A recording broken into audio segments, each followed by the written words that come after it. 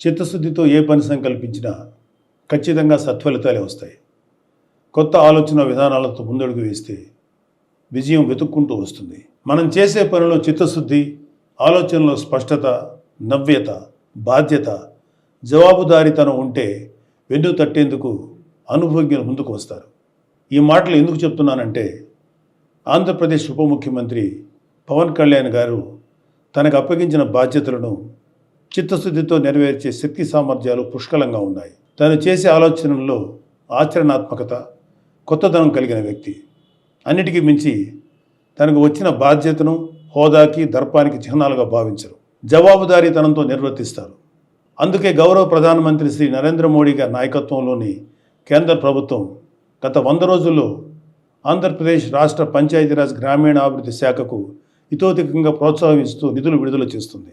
గౌరవ ముఖ్యమంత్రి శ్రీ చంద్రబాబు నాయుడు గారి అనుభవం, గౌరవ ఉప ముఖ్యమంత్రి గారి చిత్తశుద్ధి, జవాబుదారీతనం కలబోసిన ఆంధ్రప్రదేశ్ ప్రభుత్వం పాలనపై కేంద్రానికి విశ్వాసం కలిగింది. ఈ రాష్ట్ర అధికార పీఠం నుంచి ప్రజలచే నెట్టివేయబడిన జగన్ రెడ్డి అధికారంలో ఉన్నప్పుడు కేంద్రం ఇచ్చిన వేల కోట్ల నిధులు మాయం చేశారు. ఆ నిధులు ఏం చేశారో తాడేపల్లి ప్యాలెస్ టు బెంగళూరు బంగ్లాకు టూర్స్ వేస్తున్న వ్యక్తికే తెలియాలి.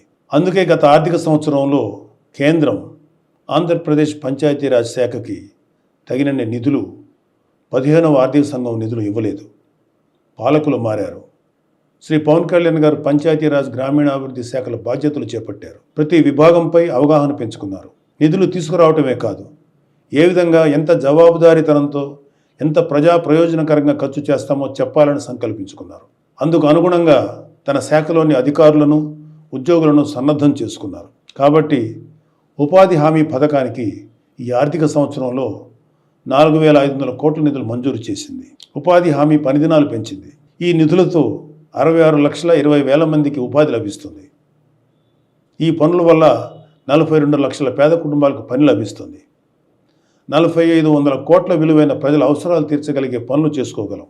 ఈ నిధులను అన్ని గ్రామాలకు కేటాయించి పనులు మొదలుపెట్టించారు శ్రీ పవన్ కళ్యాణ్ గారు.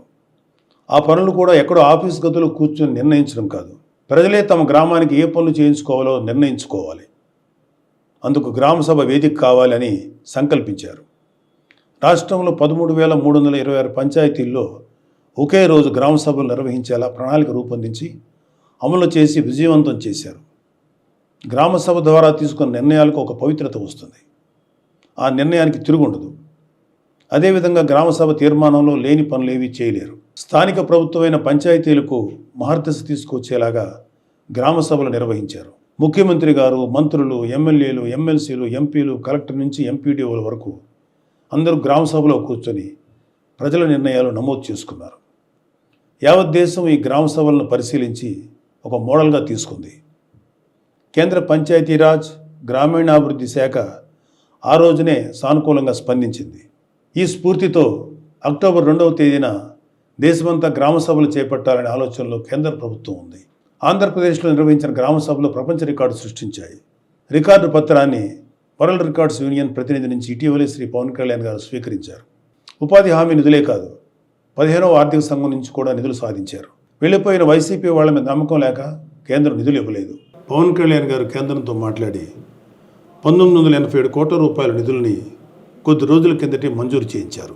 ఉపాధి హామీ నిధులు 4,500 కోట్లు కావచ్చు, ఆర్థిక సంఘం నుంచి సుమారు 987 కోట్లు కావచ్చు, కేంద్రం నుంచి సాధించింది ఆంధ్రప్రదేశ్ పంచాయతీరాజ్ శాఖ. అది పాలన చేపట్టిన 100 రోజుల్లోపు.